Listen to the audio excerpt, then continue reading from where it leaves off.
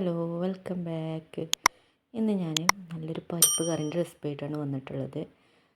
ചപ്പാത്തിക്കൊപ്പവും നെയ്ച്ചോറിനൊപ്പമൊക്കെ പറ്റിയ നല്ലൊരു പരിപ്പ് കറിയാണ്. അപ്പോൾ എല്ലാവരും ഒന്ന് ട്രൈ ചെയ്ത് നോക്കാം. അപ്പോൾ അതിനായി കുതിർത്തെടുത്ത ഒരു കപ്പ് പരിപ്പും ഒരു സവാളയും ഒരു തക്കാളിയും 3-4 പച്ചമുളകും 1/2 ടേബിൾ സ്പൂണോളം മഞ്ഞൾപ്പൊടിയും ഇട്ട് നന്നായി വേവിച്ചെടുക്കാം. അങ്ങനെ അത് വന്നതിന് ശേഷം ഇത് നമുക്ക് താളിച്ചെടുക്കണം.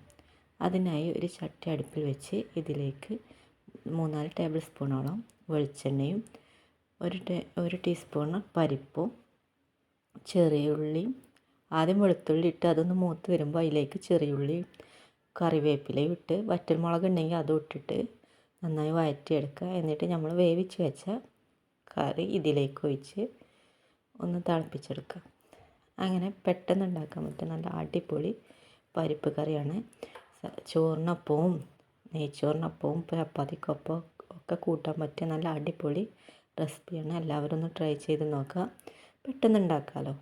അപ്പോൾ ട്രൈ ചെയ്തിട്ട് ഫീഡ്ബാക്ക് അറിയിക്കാൻ മറക്കരുത്. അപ്പോൾ വീഡിയോ ഇഷ്ടപ്പെട്ട ലൈക്ക് ചെയ്യാനും സബ്സ്ക്രൈബ് ചെയ്യാതെ കാണുന്നവർ ഇനിയും ഇതുപോലത്തെ വീഡിയോസിനായി സബ്സ്ക്രൈബ് ചെയ്യാനും മറക്കരുത്. അപ്പോൾ നമുക്ക് വീണ്ടും ഒരു അടുത്ത വീഡിയോയിൽ കാണാം. അതുവരേക്ക് ബൈ ബൈ.